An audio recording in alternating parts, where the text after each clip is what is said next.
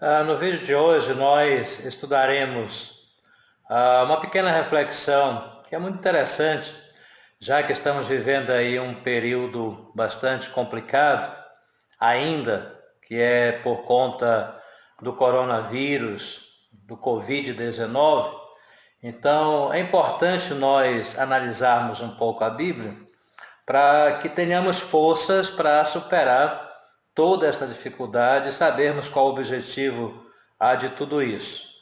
Então, eu trago aqui um assunto bem leve, bem tranquilo, que dá para todos compreenderem com tranquilidade, com clareza, o assunto que até o apóstolo Paulo escreve na sua carta à igreja de Corinto, em 2 Coríntios capítulo 4, versículo 17, que ele fala desta forma: porque a nossa leve e momentânea tribulação produz para nós eterno peso de glória acima de toda comparação.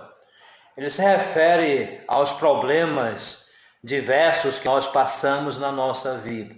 E não são poucos, são muitos. Cada um de nós temos dificuldades ímpar, diferente talvez uns dos outros, mas em dados momentos da nossa vida, os nossos problemas são iguais aos demais, de outras pessoas. E nós temos que saber quais as razões, quais os motivos pelo qual Deus, para o qual Deus permite que isso aconteça sobre a nossa vida. Então é importante nós analisarmos esse tema para que enfrentemos as dificuldades desta vida de cabeça erguida, olhando sempre para Jesus, autor e consumador da nossa fé. Nossas dificuldades não devem diminuir nossa fé nem nos desiludir. Nossas dificuldades não devem diminuir nossa fé nem nos desiludir. Guarde isso no seu coração, crave aí no seu coração, na sua mente, esta ideia. Nossas dificuldades não devem diminuir nossa fé nem nos desiludir. Devemos, sobre qualquer coisa, acreditar sempre em Deus. E que Deus tem propósito definido em cada situação que nós passamos. Por exemplo, ao analisar o sofrimento de um gigante da fé, que é Jó, nós vamos encontrar um sofrimento completo na vida dele. Ele perde os seus filhos, aí vem problemas sentimentais, angústia, tristeza. Se fosse uma pessoa talvez comum, entraria em profunda depressão. Na questão material, ele perde todos os seus bens, fica pobre, porque ele era o mais rico do Oriente. E na questão da saúde, ele perde a sua saúde porque fica com tumores malignos da cabeça à planta dos pés. É um sofrimento gigantesco que talvez nós não suportaríamos como ele suportou. Mas Deus tinha um propósito, um objetivo naquilo tudo. Lembrando que o diabo foi acusá-lo diante de Deus, dizendo que ele era fiel a Deus, porque o texto lá no comecinho de Jó fala que Jó era um homem íntegro, reto e temente a Deus. Então o diabo foi acusar Jó diante de Deus. Olha, ele é fiel ao Senhor porque ele tem tudo, toca no que ele tem. E Deus, na vontade permissiva, deixa que o diabo toque nas suas coisas, enfim, nos seus filhos. E ele fica sozinho, pobre e adoentado. Mas no final diz a palavra que Jó revela a sua fé, a sua crença em Deus, e por esta razão Deus lhe dá em dobro tudo aquilo que ele possuía. Eu tenho aqui apenas alguns pontos que eu quero passar para você. Nossas dificuldades não devem diminuir nossa fé, porque elas lembram o sofrimento de Cristo por nós. Isaías 53,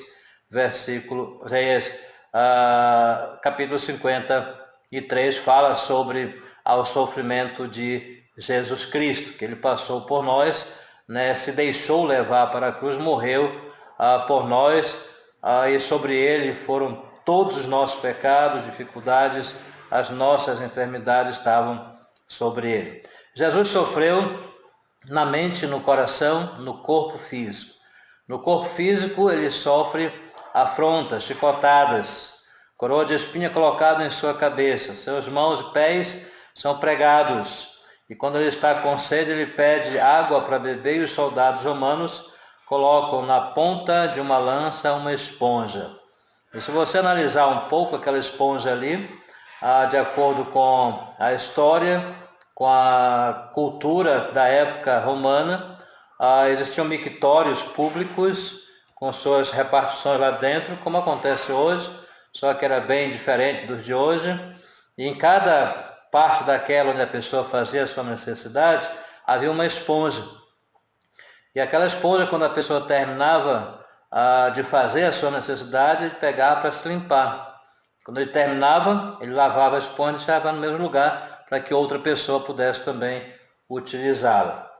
Então, possivelmente, e quase que 100% certeza, a esponja que deram para Jesus embebecida de vinagre era uma dessas, para você ver o grau de dificuldade, de humilhação que Jesus passou na sua vida por amor a nós. O maior sofrimento, na verdade, foi de Jesus por nós. E ele venceu. Ele venceu todas as dificuldades. Ele é o nosso grande exemplo. Também as nossas dificuldades não devem diminuir nossa fé, porque elas afastam o orgulho. Pessoas orgulhosas, principalmente que detêm grande quantidade de dinheiro, são ricas, abastardas, normalmente são orgulhosas. São poucas que não têm orgulho no coração. E sabe quando elas começam a reconhecer que são nada, que são barro e que precisam de Deus?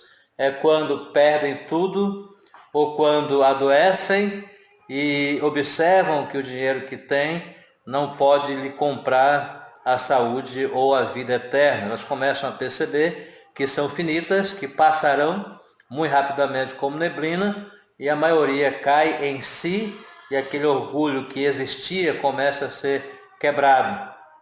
E a Bíblia fala o seguinte, que Deus exalta o humilde, mas quebranta o abate e destrói o orgulhoso. É o que a Bíblia ensina, estou usando aqui as minhas palavras.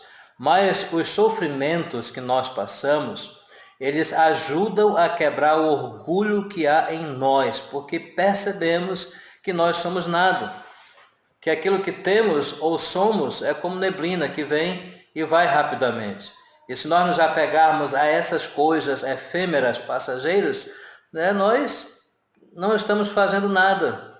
Pelo contrário, somos ignorantes, não conhecemos a Bíblia Sagrada. Então, o orgulhoso Deus abate, e dá graça aos humildes. E quando vêm os problemas, as dificuldades, principalmente problema de saúde, eu já vi pessoas ricas adoecerem, viajarem para vários países através de tratamento e não conseguem, porque o dinheiro não compra literalmente a saúde. Pode até ajudar bastante, mas quando está em fase terminal, quando Deus chama aquela pessoa ali, não tem jeito.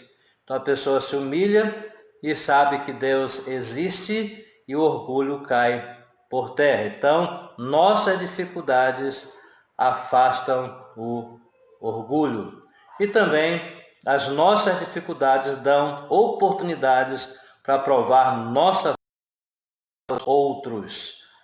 As dificuldades nos dão oportunidade de provar nossa fé a outros. Quando você estuda sobre o primeiro século, sobre a igreja do primeiro século, você vai encontrar uma igreja perseguida, principalmente depois que Jesus morre, que ele é sepultado, que ele ressuscita no terceiro dia, primeiro dia da semana, passa 40 dias na terra, dando instruções aos seus discípulos, aí ele volta para o céu.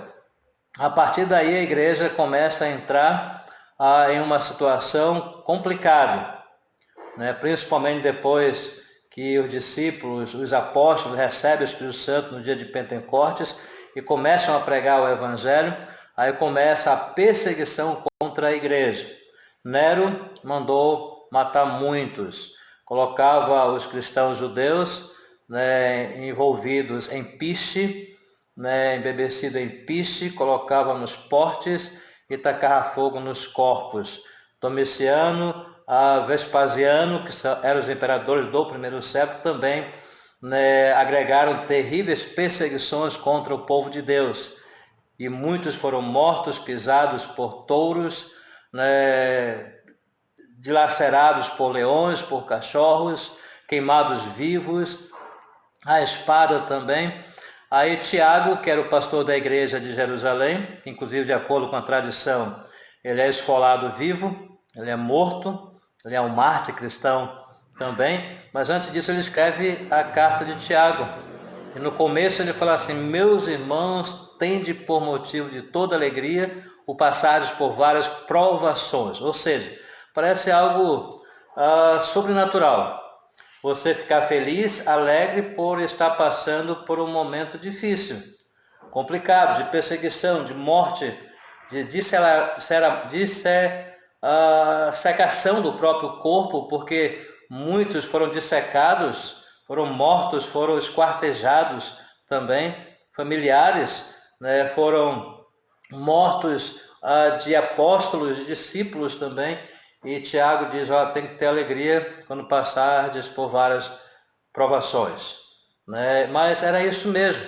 E eles aguentaram, provaram a sua fé, provaram ao mundo que valia a pena morrer por Cristo, pela causa, pelo ministério. Eles não retrocederam, eles não voltaram atrás, eles provaram a sua fé. Nós, do mesmo jeito, nesse período de pandemia, muitas pessoas se afastaram das igrejas, não voltaram mais, nem vão voltar, ficaram desanimados.